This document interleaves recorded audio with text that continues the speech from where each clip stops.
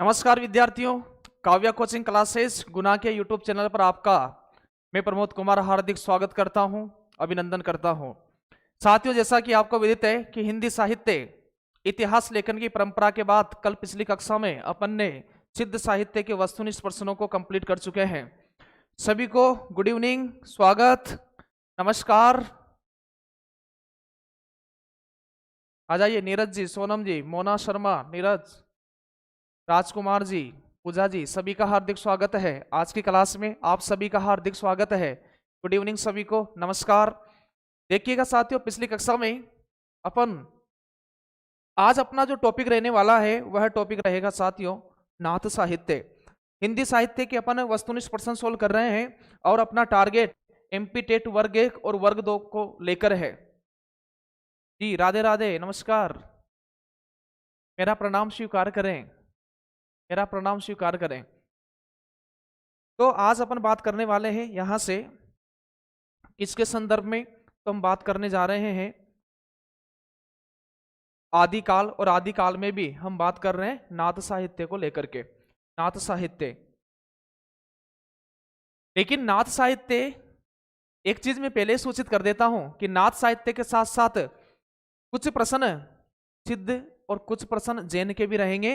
नहीं तो आप नाथ नाथ ही लगाते रहो प्रत्येक ऑप्शन में, इसलिए थोड़ा ध्यान करके खेलना है। आज की पारी आपको सावधानी पूर्वक खेलना होगा। जी नमस्कार, गुड इवनिंग। चलिएगा आगे शुरुआत करते हैं विषय वस्तु की। आवाज सही आ रही है आज? तो आवाज सही आ रही है ना, बता दीजिएगा आवाज कैसी आ रही है।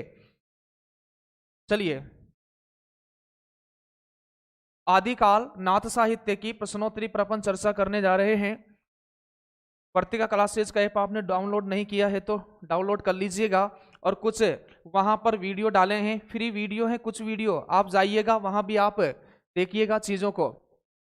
ये रहा साथियों आज का पहला प्रश्न आपकी स्क्रीन पर, ध्यान पूर्वक पढ़ लीजिएगा। प्रश्न क्या कह रहा है? प्रश्न कह रहा है कि सिद्धों की वाम मार्गी भोग प्रदान योग साधना की प्रतिक्रिया स्वरूप आदि काल में नाथ पंक्तियों को हठ योग साधना प्रारंभ हुई। नाथ पंक्तियों की हठ योग साधना प्रारंभ हुई, यह कथन है। यह कथन किसका है? कथन आपसे पूछा है, कथन आपसे पूछा है, बताइएगा,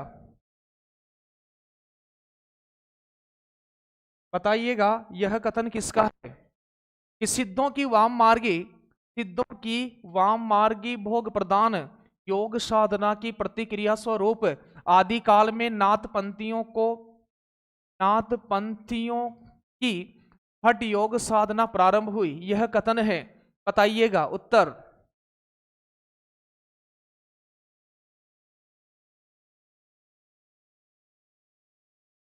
लाल साहब कह रहे हैं तैयार हो जाओ साथियों, एक नए युग का आरंभ हो चुका है। हिंदी साहित्य के योद्धा अपनी तैयारी को धार देने के लिए तैयार हो गए हैं। सर जी थ्योरी नहीं पढ़ाएंगे क्या? अब थ्योरी कंप्लीट हो जाएगी पूरी, जितना मैंने ये क्रमबद्ध तरीके से है और जितनी चीजों को मैं आपको यहाँ बता रहा हूं उन्हीं चीजों को आप याद कर लीजिएगा। एमपी टेट वर्ग 1 वर्ग 2 काफी अच्छी तरह से आप क्लियर कर पाओगे। ठीक है, तो इसका क्या यह कथन राहुल सांकृत्यायन का है, क्या डॉक्टर नगेंद्र का है, क्या राम कुमार वर्मा का है, क्या हजारी प्रसाद द्विवेदी का है?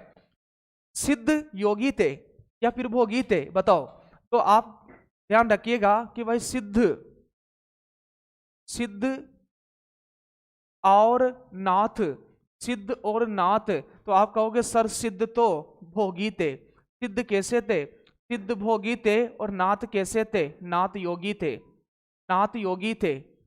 तो योग साधना की प्रतिक्रिया स्वरूप सिद्धों की वाम मार्गी भोग प्रदान यानी सिद्धों की जो साधना पद्धति थी वह वाम मार्गी और भोग प्रदान थी, और योग साधना की प्रतिक्रिया स्वरूप आदि काल में, यानी सिद्धों की भोग प्रदान योग साधना की प्रतिक्रिया में कौन सा साहित्य आता है?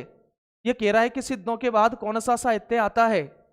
जी जी आदिकाल में नाथपंथियों की हठ योग, नाथपंथियों से तात्पर्य नाथों की हठ योग साधना प्रारंभ हुई, यह कथन है। तो मैं आपको यहाँ पर हठ योग का मतलब समझा देता हूँ साथियों कि हठ योग का तात्पर्य क्या है। हठ योग, तो यहाँ पर देखिएगा, नाथों की साधना पद्धति को कहा जाता है हठ योग। क्या कहा जाता है? हठ योग कहा जाता है।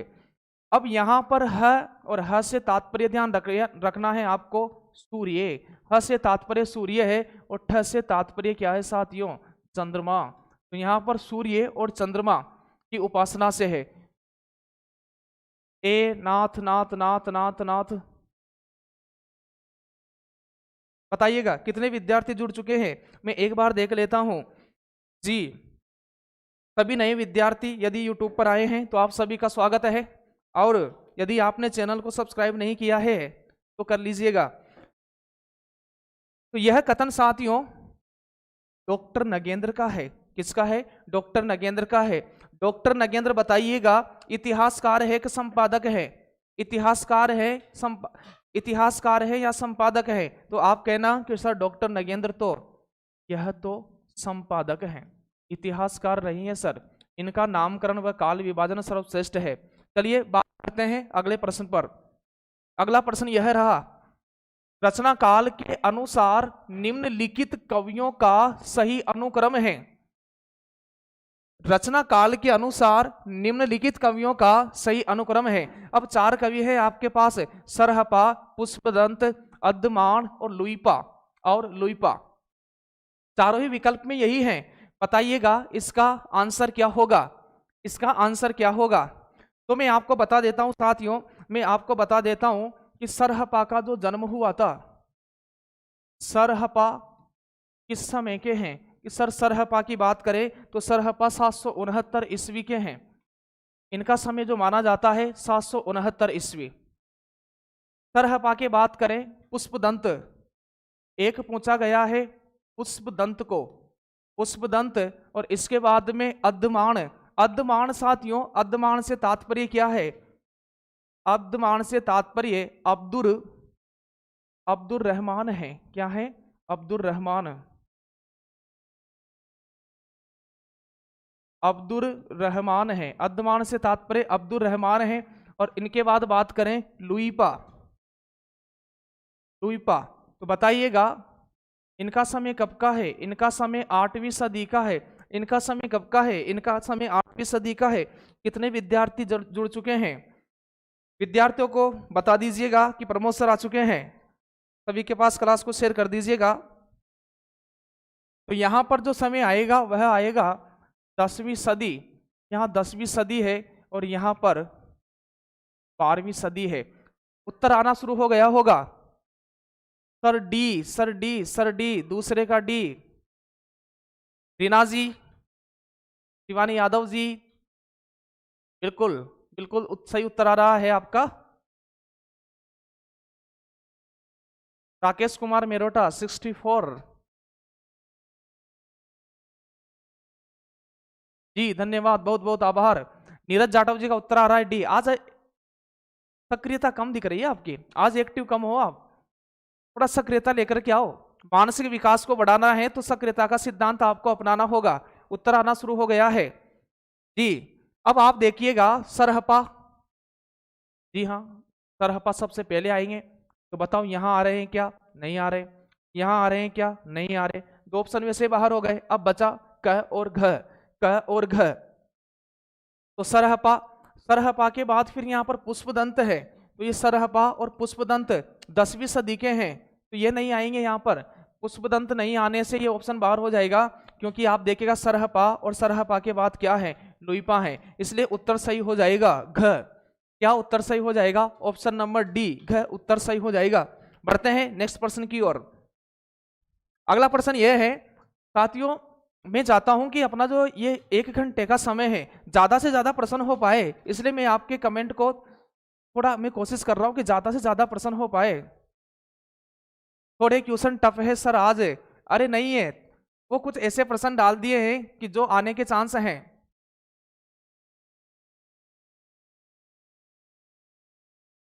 जी जी जी बिल्कुल।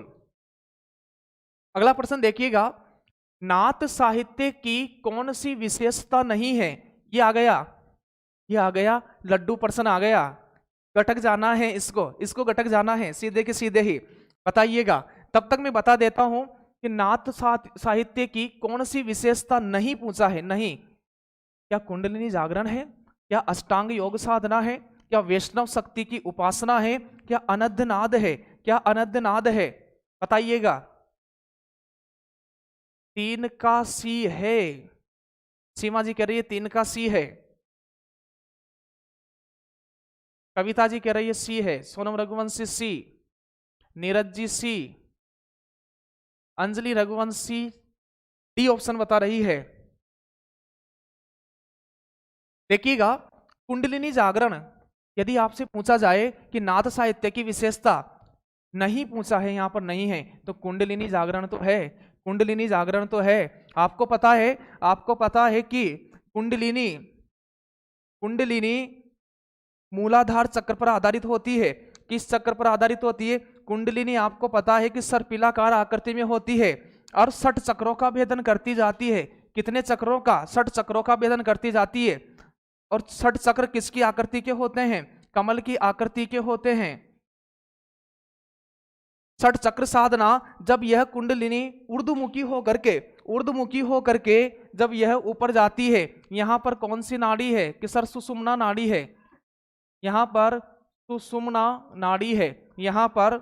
और यह कौन सा चक्र है? कुंडलिनी जिस पर आधारित होती है तो वह मूलाधार चक्र है। तो जब कुंडलिनी ये सर्पिलाकार होती है और जब नाथ योग साधना करते हैं तो यह एक चक्र का भेदन किया, ऐसे 6 चक्रों का भेदन करती है। तो ध्यान रखना, 60 चक्र साधना, 60 चक्र साधना यह भी कहां पर है? यह भी नाथों पर है। अष्टांग योग साधना नाथों की विशेषता है, अष्टांग योग साधना। और इससे पहले अपन ने पढ़ा था हठ योग, तो बताओ हठ योग भी किनका है? यहां पर इंगिला, यहां पर पिंगिला नाड़ी होती है और यहां पर है यानी सूर्य और यहां पर चंद्रमा इसका प्रतीक है। तो अष्टांग योग साधना इनकी विशेषता है ना। आगे बात करें अनद्धनाद, अब समझिएगा साथियों, अनद्धनाद क्या है? अनद्धनाद से तात्पर्य है कि जब कुंडलिनी 60 चक्रों का भेदन करती हुई जाती है, जैसे जब योगी अंतः साधना करते थे, योगी अंतः साधना करते थे तो कुंडलिनी 60 चक्र भेदन करती हुई जब ईश्वर के सामीप्य के पास पहुंच जाती है, ईश्वर की समीपता का जहां पर बोध होता है तो वहां एक मधुर संगीत सुनाई देता है, उसे ही अनद्धनाद कहा जाता है। तो देखो, नाथ साहित्य की विशेषताओं की बात करें, हठ योग साधना है, अंतः साधना पर बल है, अंतः साधनात्मक रहस्यवाद जो आगे जाकर के अपन को कबीरदास जी के साहित्य में देखने को मिलता है, साधनात्मक रहस्यवाद वह नाथों से ही ग्रहण किया है कबीरदास जी ने। फिर आपको पता है कि अनद्धनाद नाथों की विशेषता है, अष्टांग योग साधना नाथों की है, कुंडलिनी जागरण करते थे। तो बताओ आपका आंसर क्या हो जाएगा? ध्यान रखना, क्या ध्यान रखोगे कि नाथ साहित्य वैष्णव शक्ति की उपासना नहीं करता था, वैष्णव शक्ति की उपासना नहीं करता था। तो सर बताओ किसकी उपासना करता था? शिव भक्त थे, नाथ शिव भक्त थे। आदिनाथ शिव जी को कहा जाता है, आदिनाथ किसको कहा जाता है? आदिनाथ शिव जी को कहा जाता है। शिव मत के अनुयायी थे। तो फिर बताइएगा, फिर बताइएगा सिद्ध किस मत के अनुयायी थे? सिद्ध किस मत के अनुयायी थे? कितने विद्यार्थी जुड़ गए हैं मैं देखता हूं। सिद्ध किस मत के अनुयायी थे बताइएगा। मैं आपके प्रश्न का, मैंने जो प्रश्न पूछा है उसके उत्तर का इंतजार कर रहा हूं। कविता परमार कह रही है सर शिव शक्ति, बिल्कुल सही उत्तर है आपका। सिद्ध किस मत के अनुयायी थे? नाथ तो शिव मत के हो गए, सिद्ध किस मत के? सोनम रघुवंशी का पहला उत्तर आ चुका है, सर बौद्ध धर्म के अनुयायी थे, सर बौद्ध धर्म के अनुयायी थे। अपने साथियों को जोड़िएगा। और लाइक कीजिएगा। किस मत के अनुयायी थे कि सर सिद्ध तो बौद्ध मत के अनुयायी थे, उनका संबंध बौद्ध धर्म से है। किस धर्म से है? बौद्ध धर्म से है। इतनी बात समझ में आ गई होगी। आगे अपन बात करते हैं। तो इसका सही उत्तर क्या हो जाएगा? नहीं पूछा है नाथ साहित्य की विशेषता, तो सी। आगे देखिएगा, सिद्ध व नाथों के बीच संक्रमण रेखा पर स्थित कवि है। बड़ा अच्छा प्रश्न है, बड़ा अच्छा प्रश्न है। सिद्ध व नाथों के बीच संक्रमण रेखा पर स्थित है। क्या मत्स्येंद्र नाथ है? क्या गोरखनाथ है? क्या नागार्जुन है? क्या अभिनव गुप्त है? बताइएगा उत्तर क्या आंसर होगा इसका, उत्तर बताइएगा। सिद्ध व नाथों के बीच संक्रमण रेखा पर स्थित है। मत्स्येंद्र नाथ है, गोरखनाथ है, नागार्जुन है और अभिनव गुप्त है। और यदि आप इसका उत्तर दे रहे हो, इससे पहले मैं एक प्रश्न और आपसे पूछ लेता हूं कि बताओ बताओ नाथों में, नो नाथों की बात करें, नाथों में रसायन शास्त्र के ज्ञाता कौन थे? नाथों में रसायन शास्त्र के ज्ञाता, इसका भी उत्तर लिख करके बता दीजिएगा। रसायन शास्त्र के ज्ञाता कौन थे? बताइएगा। यह मेरा प्रश्न रहा। तोते का उत्तर क्या दे रहे हो आप? तोते का उत्तर क्या दे रहे हो? कमेंट दिखाना।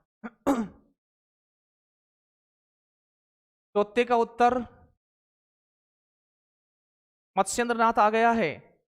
चंदा सेन का ए ऑप्शन आ गया है। सपना यादव जी ए। राकेश कुमार मेरोटा 4 उत्तर। तोते का ए बिल्कुल सही, सही जवाब है आपका। लाल साहब जी कह रहे हैं यह है सर, बिल्कुल सही है, बिल्कुल सही आपका उत्तर है। सिद्ध व नाथों के बीच देखिएगा कि एक तो है सिद्ध साहित्य, सिद्ध साहित्य, और एक है नाथ साहित्य, नाथ साहित्य। फिर इन दोनों की संधि रेखा पर स्थित कौन है? इन दोनों की आपसे पूछे संधि रेखा, संधि रेखा या फिर संक्रमण रेखा, संधि रेखा या संक्रमण रेखा पर स्थित कौन है? तो फिर उत्तर हो जाएगा मत्स्येंद्र नाथ है। कौन है? मत्स्येंद्र नाथ है। कौन है? मत्स्येंद्र नाथ है। तो अच्छा बताइएगा। चलिए आगे प्रश्न आएगा। बिल्कुल उत्तर आ चुका है। कमलेश सिंह कुशवाहा का नागार्जुन, कविता परमार नागार्जुन, राकेश मेरोटा कह रहे हैं कि नागार्जुन, बिल्कुल सही उत्तर है आपका। बिल्कुल शानदार तरीके से आपकी तैयारी चल रही है। रसायन शास्त्र के ज्ञाता कौन है? तो रसायन शास्त्र के ज्ञाता है सर नागार्जुन है। कौन है? नागार्जुन है। बिल्कुल सही उत्तर है आपका। चलिए अगले प्रश्न की बात करते हैं। लेकिन सिद्ध व नाथों की संक्रमण रेखा पर स्थित कौन है? मत्स्येंद्र नाथ है। कौन है? मत्स्येंद्र नाथ है। आचार्य रामचंद्र शुक्ल ने कितने नाथ माने हैं? बड़ा लड्डू प्रश्न है, गटक जाना है, सीधे की सीधे ही गटक जाना है। बताओ आचार्य रामचंद्र शुक्ल ने कितने नाथ माने हैं? क्या 9 माने हैं, 10 माने हैं, 11 माने हैं, 12 माने हैं? और मुझे नहीं पता सर, हिंदी लिटरेचर पढ़ा नहीं। कोई बात नहीं, कोई बात नहीं भूमिका जी। शुरुआत जहां से शुरुआत कर दोगे, जिंदगी वहीं से शुरुआत हो जाती है। आज शुरुआत कर दीजिएगा, धीरे धीरे अंशों में बांटते हुए पूर्ण रूप से एक दिन हिंदी को आप पढ़ लोगे। बिल्कुल नो नो नो, सभी का उत्तर नो आ रहा है। बेहतरीन तरीके से आपकी तैयारी है और आप बिल्कुल गटक गए। इसे ये तो आपने चबाया भी नहीं, ये तो आप लड्डू की तरह ही गटक गए। बिल्कुल सही उत्तर है। अगला प्रश्न देखिएगा। ये साथियों मित्र नहीं है, ये मिस्र है। क्या है ये? मिस्र। मिस्र बंधुओं ने हिंदी का प्रथम गद्यकार किसको माना है? मिस्र बंधुओं ने हिंदी का प्रथम गद्यकार किसको माना है? क्या मत्स्येंद्र नाथ को माना है, जलंधर नाथ को माना है, चरपट नाथ को माना है, या फिर गोरखनाथ को माना है, या फिर गोरखनाथ को माना है? मिस्र बंधुओं ने हिंदी का प्रथम गद्यकार किसको माना है? बताइएगा। ए मत्स्येंद्र नाथ, जलंधर नाथ, चरपट नाथ, गोरखनाथ, किसको माना है? A D A D A D, D option आ गया है। बिल्कुल बिल्कुल बिल्कुल, इसका सही उत्तर होगा साथियों, मिस्र बंधुओं ने हिंदी का प्रथम गद्यकार किसको माना है? तो उत्तर हो जाएगा गोरखनाथ को माना है। किसको माना है? गोरखनाथ को माना है। आज प्रश्न ज्यादा है, इसलिए मैं थोड़ा फास्ट चीजों को लेकर चल रहा हूं कि अपन 1 घंटे में लगभग 30% तो करें, 30% तो देखें, ताकि यहां आना आपका सार्थक हो और समय व्यतीत ना हो ज्यादा। गोरखनाथ बिल्कुल सही उत्तर आ रहा है आपका। अगला प्रश्न 7वां देखिएगा, निम्न में से नाथ साहित्य की कौन सी विशेषता नहीं है? एक प्रश्न पहले भी आ गया है कि नाथ साहित्य की कौन सी विशेषता नहीं है, बताइएगा। नाथ साहित्य की कौन सी विशेषता नहीं है? रामायण तथा महाभारत से संबंधित साहित्य में समावेश किया है। रामायण तथा महाभारत से संबंधित काव्य साहित्य में कहने का तात्पर्य यह है साथियों, क्या नाथों ने रामायण तथा महाभारत से संबंधित साहित्य लिखा है? दूसरा ऑप्शन, चित्त शुद्धि और सदाचार में आस्था, क्या यह नाथ साहित्य की विशेषता है? क्या गुरु की महिमा है? क्या उलटवासियां हैं? क्या उलटवासियां हैं? तो बताइएगा, नहीं पूछा है। निम्न में से नाथ साहित्य की कौन सी विशेषता नहीं है, नहीं पूछा है। तो 7वें का उत्तर लिख करके भेजिएगा। प्रश्न नंबर भी आपको लिखना है। 7वें का आंसर क्या होगा? 7वें का आंसर क्या होगा बताइएगा, बताइएगा 7वें का आंसर क्या है?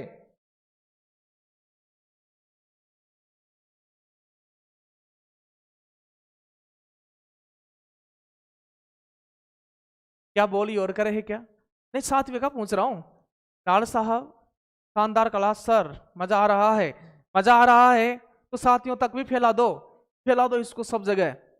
हिंदी साहित्य के अपन को माँ हिंदी की सेवा करना है, माँ हिंदी की सेवा करना है।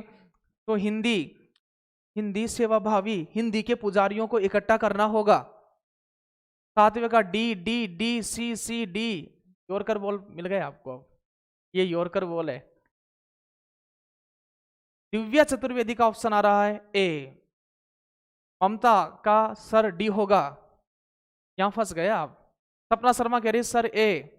जुगल किशोर लोधा, अब यहां पर तुक्का नहीं चलने वाला है, यहां पर तुक्का नहीं। सोनू साहू जी बड़े लेट जुड़े आज, 7वें का डी ऑप्शन दे रहे हैं।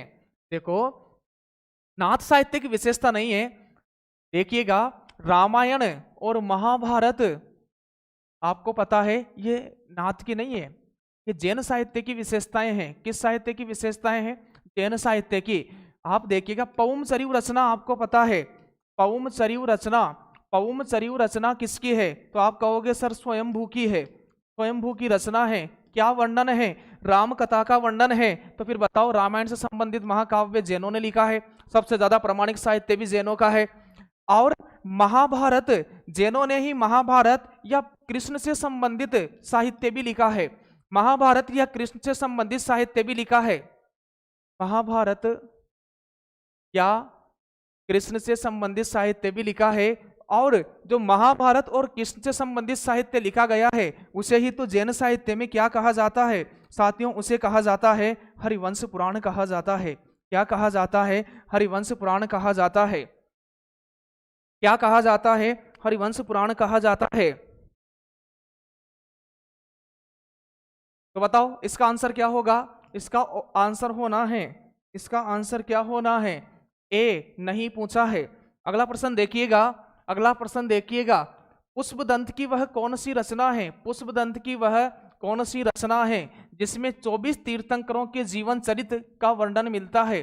जिसमें 24 तीर्थंकरों के जीवन चरित्र का वर्णन मिलता है, बताइएगा। क्या वह जसहर चरिव है? क्या वह नए कुमार चरिव है? क्या वह आदि पुराण है? क्या वह महापुराण है? पुष्पदंत की अपभ्रंश के वेदव्यास, अपभ्रंश के वेदव्यास, अपभ्रंश के भारवी की बात कर रहा हूं मैं। कौन है? पुष्पदंत है। उनकी कौन सी रचना है जिसमें 24 तीर्थंकरों के जीवन चरित्र का वर्णन मिलता है? दशहर चरिव, नए कुमार चरिव, आदि पुराण, महापुराण। चारों में से विकल्प में सही आंसर बताइएगा। कितने विद्यार्थी जुड़ गए हैं बताइएगा। ऑब्जेक्टिव क्लास नहीं लेना है क्या? आपको क्या चाहिए आप लिख करके भेज दीजिएगा। आपकी जो आवश्यकता है उसी को ध्यान में रख करके चीजों को लाया जाएगा। थोड़ा प्रयोग किया था कि थ्योरी या फिर ऑब्जेक्टिव, उलटवासियां भी तो कबीर की वाणी में मिलती, बिल्कुल मिलती है। कुछ समानताएं सिद्ध, नाथ, जैन तीनों में मिलती है। उलटवासियां कबीर में भी मिलती है, लेकिन वो किसकी देन है? वो नाथों की देन है सोनू जी। किसकी देन है? नाथों की। आप देखिएगा गुरु की महिमा का वर्णन, गुरु की महिमा का वर्णन सिद्ध, नाथ और जैन सभी ने किया। सिद्ध, नाथ, और आप देखिएगा वहां संत काव्यधारा में भी मिलती है। कबीर की है पर, हाँ बिल्कुल सही। बताइएगा क्या उत्तर होगा इसका? तो 8वें का सही उत्तर होगा, जिसमें 24 तीर्थंकरों के जीवन चरित्र का वर्णन मिलता है, वह है नय कुमार सरयू। रचना का नाम क्या है? नय Kumar Saryu. Theory sir theory class लगा दो ना, ऑब्जेक्टिव भी देते रहना। तो फिर आप कह दिया करो ना, कमेंट सेक्शन पड़ा है, आप लिख दिया करो कि सर हमें इसकी तैयारी करना है, हमें इसमें मजा आता है ना। Theory class please sir. तो बिल्कुल आप चिंता करने की आवश्यकता नहीं है। आप जो आपकी आवश्यकता रहेगी, यदि आपको सर दर्द हो रहा है तो वही गोली देंगे, लेकिन पहले आप निदान तो करें कि भाई समस्या कहाँ आ रही है। चलिए, लेकिन जो भी चीजें हैं इन्हें भी आत्मसात करिएगा, इन्हें भी आत्मसात करिएगा। ऑब्जेक्टिव सर, चलो ठीक है। नय कुमार चरिव, नय कुमार चरिव को कहते हैं साथियों नाग कुमार चरित्र। चरिव यानी होता है चरित्र, नाग कुमार चरित्र। आपको पता है कि पुष्पदंत जैन साहित्य के कवि हैं। किस साहित्य के कवि हैं? जैन साहित्य के कवि हैं पुष्पदंत। जैन साहित्य, और जैन साहित्य की 4 शैलियां बहुत प्रचलित है। जैसे आपको पता है कि जैन साहित्य की शैलियों की बात करूं तो चरिव है, फाग है, रास है, चरचरी है। जैन साहित्य जिन शैलियों में लिखा गया है वह चरिव, फाग, रास और चरचरी। और जैन साहित्य की सबसे जो सर्वाधिक प्रचलित शैली है, जैन साहित्य की जो सर्वाधिक प्रचलित शैली है वह कौन सी है बताओ? तो वह रास शैली है। कौन सी है? रास शैली है। बिल्कुल, तो इसका उत्तर क्या हो जाएगा? नय कुमार चरिव में 24 तीर्थंकरों के जीवन का वर्णन मिलता है। अपभ्रंश भाषा में दब, सहाव, पयास, क्या? अपभ्रंश भाषा में दब, सहाव, पयास यानी हिंदी नाम देखें द्रव्य, स्वभाव, प्रकाश, काव्य ग्रंथ की रचना करने वाला कवि कौन है? करने वाला कवि कौन है? बताइएगा उत्तर, बताइएगा मेरे साथियों, मेरे साथियों आप बताइएगा क्या उत्तर होगा, और प्रश्न नंबर जरूर लिखिएगा, इससे पता नहीं चलता है कि आप किसका उत्तर दे रहे हो।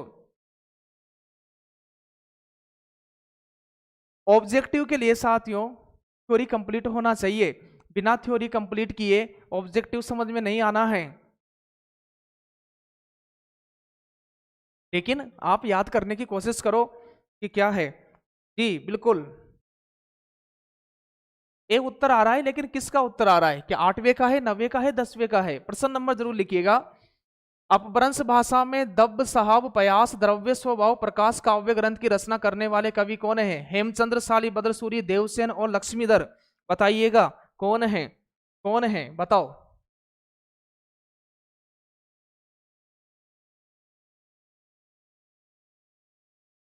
क्या नहीं दिख रहा है?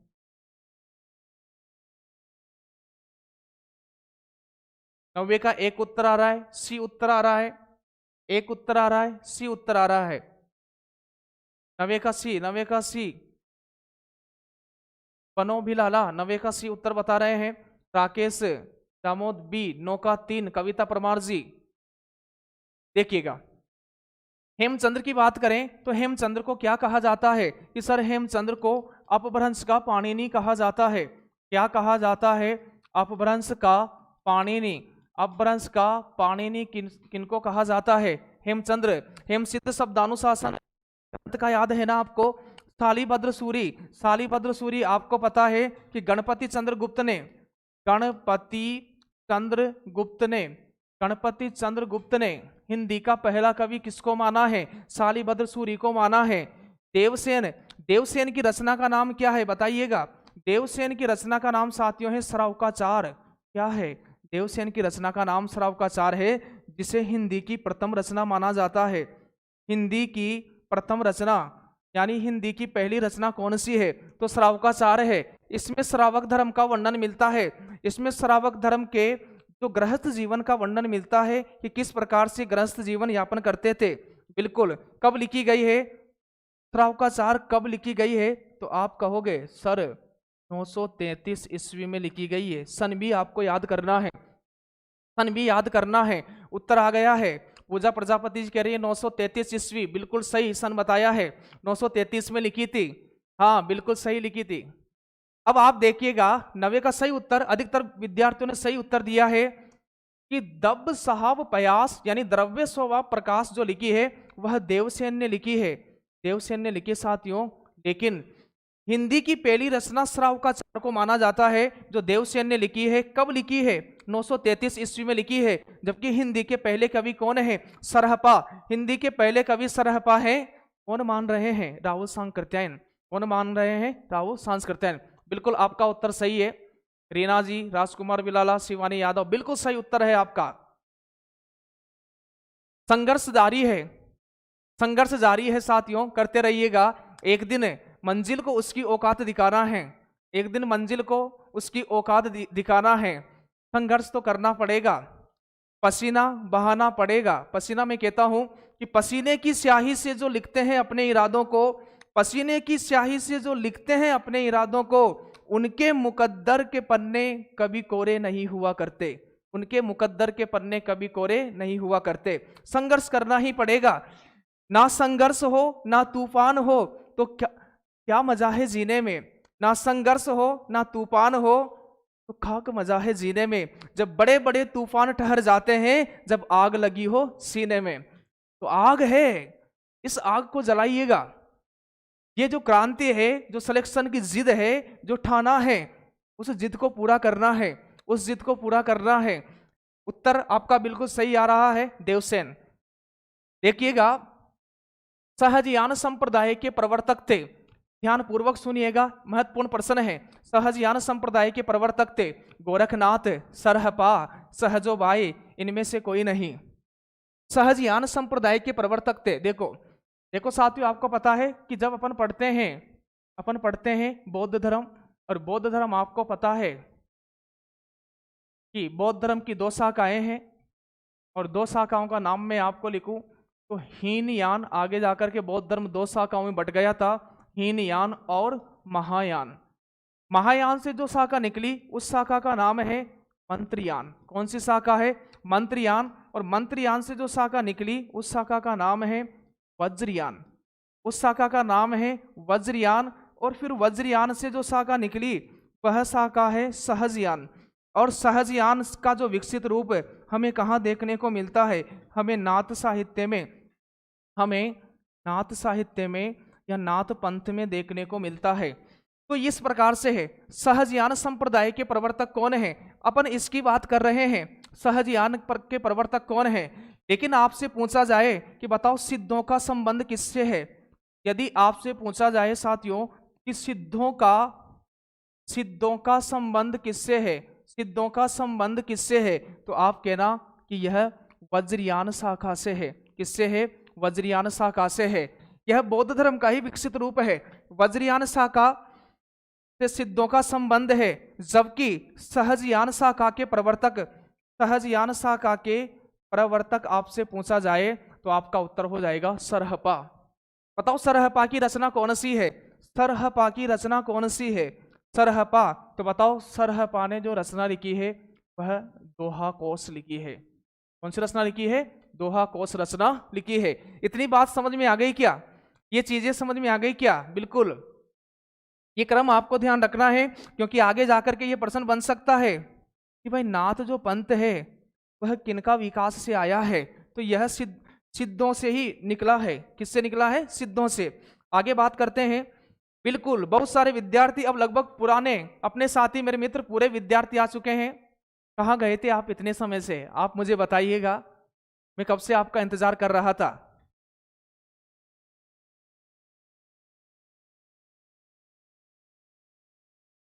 बिल्कुल बिल्कुल बिल्कुल, टाइम पे आ जाना है आपको, नहीं तो डांट पड़ेगी बहुत खतरनाक तरीके से। और रजिस्टर यदि रख रखा है उसको साइड में रखो, साइड में रखो जिसने रजिस्टर रख रखा है।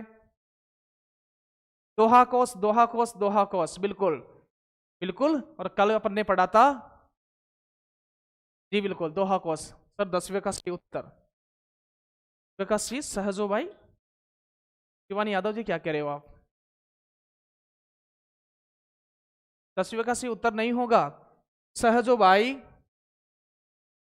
सहजो भाई तो अपन वहां पढ़ेंगे, चरणदास जी के शिष्य राम, वहां पर आपको पता है सहजो भाई, सहज प्रकाश इनका ग्रंथ है।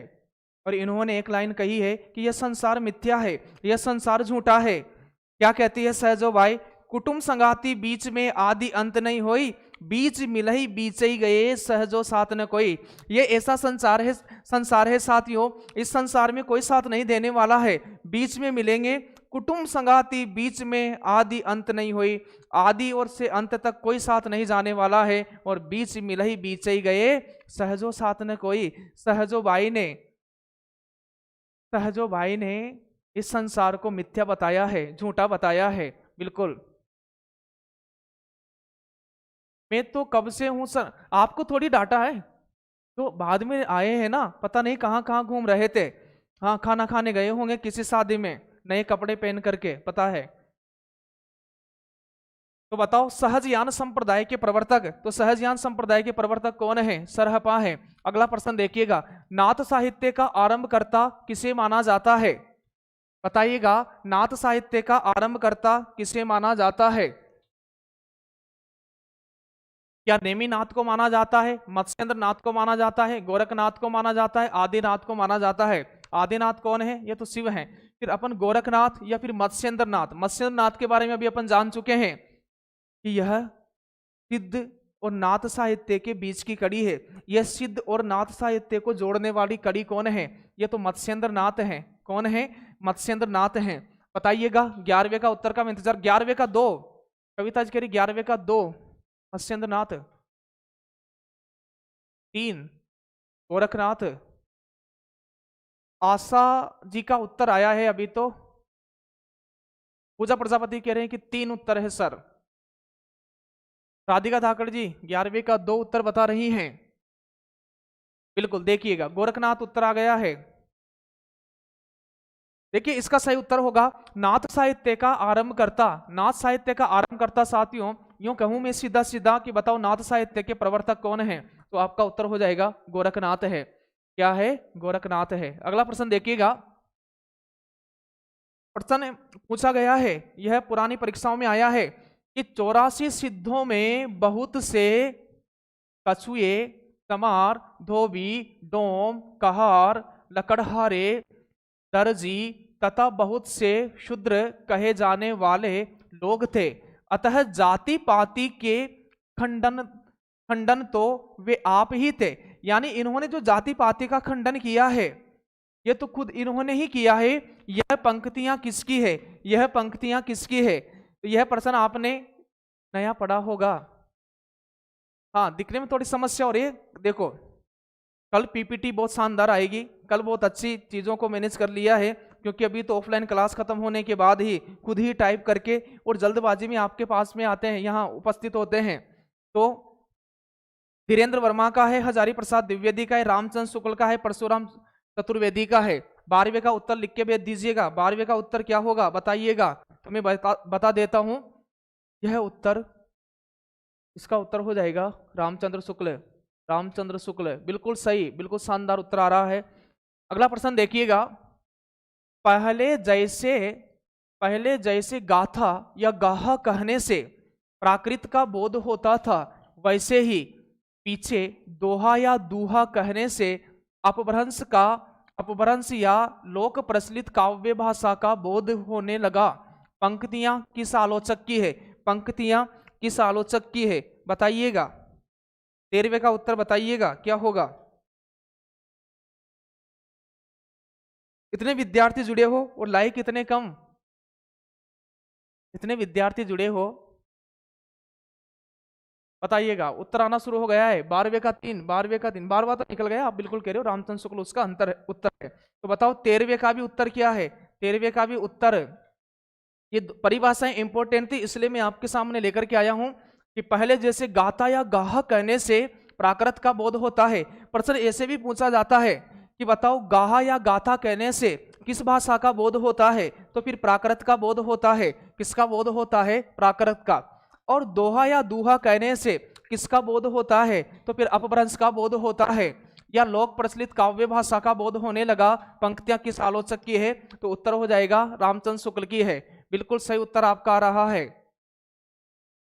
बनोबी लाला जी का सी उत्तर आ रहा है, सी नहीं आएगा। हजारी प्रसाद द्विवेदी ने की पंक्तियां नहीं है, रामचंद्र शुक्ल की पंक्तियां हैं। चलिए आगे अपन बात करें तो आगे अपन बात करें, बिल्कुल हाँ हाँ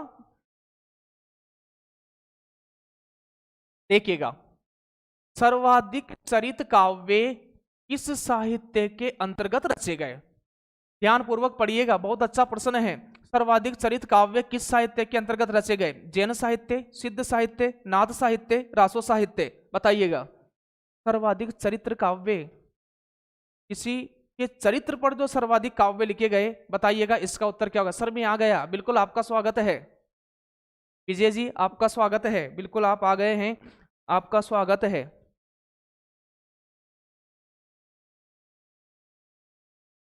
चलिए और भी प्रश्न अपन को लेना है, थोड़ा फास्ट अपन चीजों को लेते हैं। तो सर्वाधिक चरित्र ग्रंथ जो लिखे गए हैं साथियों, वह जैन साहित्य के अंतर्गत लिखे गए हैं। आदिकाल को अपभ्रंश का काल किसने कहा? आदिकाल को अपभ्रंश का काल क्या धीरेन्द्र वर्मा ने कहा, डॉक्टर नगेंद्र ने कहा, डॉक्टर बच्चन सिंह ने कहा, रामविलास शर्मा ने कहा? तो आदिकाल को अपभ्रंश का काल साथियों धीरेन्द्र वर्मा ने कहा। किसने कहा? धीरेन्द्र वर्मा ने कहा। ये चीजें आपने देख ही ली होगी, वर्तिका क्लासेस का ऐप आपने डाउनलोड किया होगा, क्लासें बेहतरीन तरीके से ऐप पर भी चल रही है। वहां भी कंप्लीट कोर्स कराने का दावा लिया है, समय बहुत कम है लेकिन कंप्लीट कोर्स होगा कि नहीं होगा ये मेरी जिम्मेदारी है। आगे देखिएगा, अपभ्रंश का उल्लेख सबसे पहले किसके शिलालेख में मिलता है? अच्छा प्रश्न है। अपभ्रंश का उल्लेख सबसे पहले किसके शिलालेख में मिलता है? वल्लभी, वल्लभी के राजा, वल्लभी के राजा धारसेन तृतीय, वल्लभी के राजा धारसेन प्रथम, वल्लभी के राजा धारसेन या वल्लभी के राजा धारसेन द्वितीय? बताइएगा 16वें का उत्तर क्या है? बिल्कुल आप सही उत्तर दे रहे हो, कुछ ही विद्यार्थियों को छोड़ करके बिल्कुल आप सही उत्तर दे रहे हो। 16वें का उत्तर क्या होगा? 16वें का उत्तर क्या होगा? 16वें का उत्तर क्या होगा बताइएगा। अपभ्रंश का उल्लेख सबसे पहले किसका शिलालेख मिलता है? तो वल्लभी का राजा। तो यहां तक तो चारों ही सही है, यहां तक तो चारों ही सही है, लेकिन बताओ प्रथम द्वितीय तृतीय कौन है? तो आपका उत्तर हो जाएगा सर वल्लभी के राजा धारसेन द्वितीय के शिलालेख में मिलता है।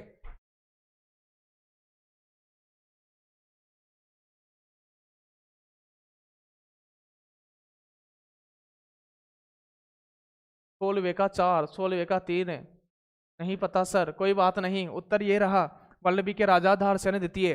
16वें का 4 उत्तर हो जाएगा। आगे देखिएगा, निम्न में से सिद्धों नातों की मुख्य प्रवृत्ति क्या है? निम्न में से सिद्धों नातों की मुख्य प्रवृत्ति क्या है? मनोरंजन, वीरता, वीरता, वज्रयानी विचारधारा की साहित्यिक अभिव्यक्ति और प्रसिद्धि प्राप्त करना। ये थोड़ा लॉजिक लगाना पड़ेगा। जब बात सिद्धों की चल रही है और नातों की चल रही है तो आपको पता है कि मैंने अभी समझाया था वज्रयान, फिर सहजयान, फिर नात। तो बताओ क्या आएगा? वज्रयानी विचारधारा की साहित्यिक वीरता यहां मिलती नहीं है। बताओ, सिद्धों में तो मनोरंजन है लेकिन नातों में तो शुष्कता है, शुष्कता है। ठीक है, तो इसका उत्तर क्या हो जाएगा? 3। सिद्धों की तांत्रिक साधना में सहयोगी स्त्री को क्या कहा जाता है? यह प्रश्न पूछा गया था और इसका उत्तर मुझे पता है कि आप क्या दोगे। आप थोड़ा एक्टिव हो जाइए साथियों। सिद्धों की तांत्रिक साधना में सहयोगी स्त्री को क्या कहा जाता है?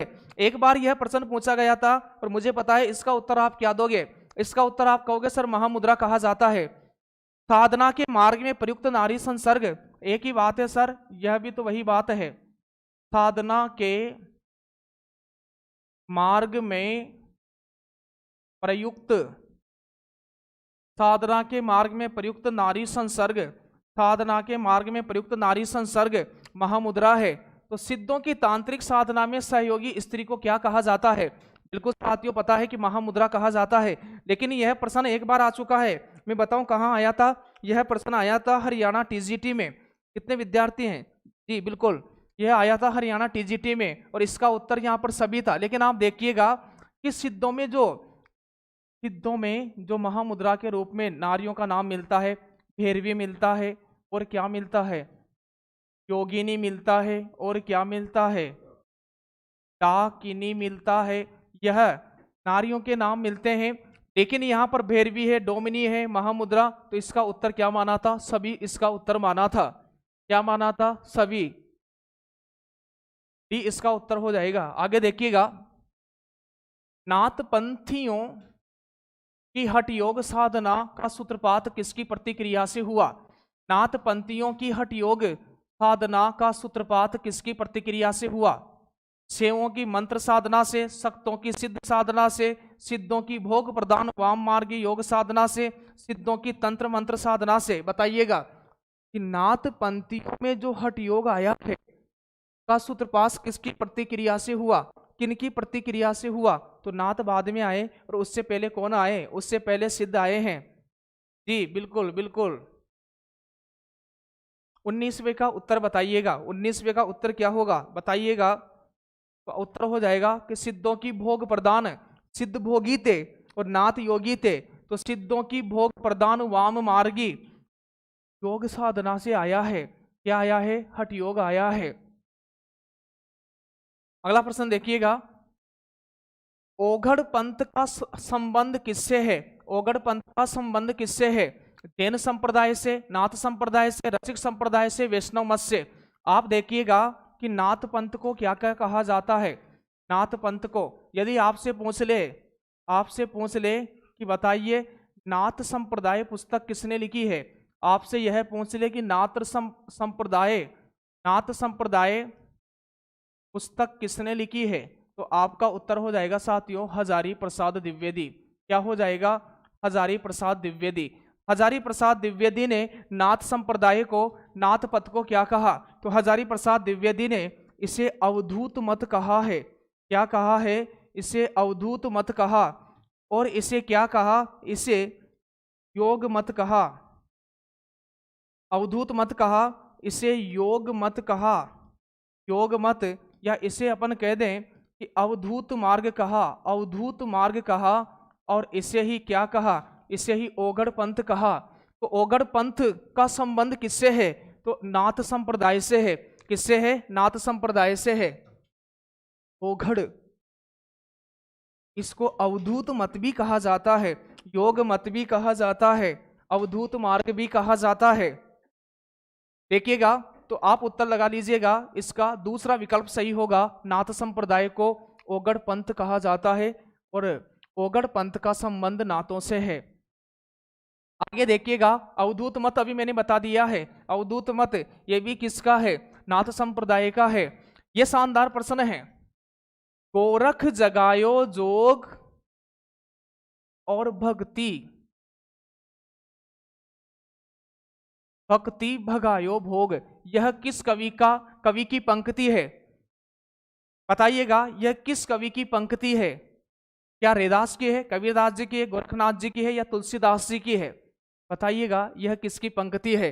22 का उत्तर क्या दोगे आप? बताइएगा 22 का उत्तर क्या रहेगा? 22 का उत्तर बताइएगा क्या होगा? 22 का उत्तर क्या होगा?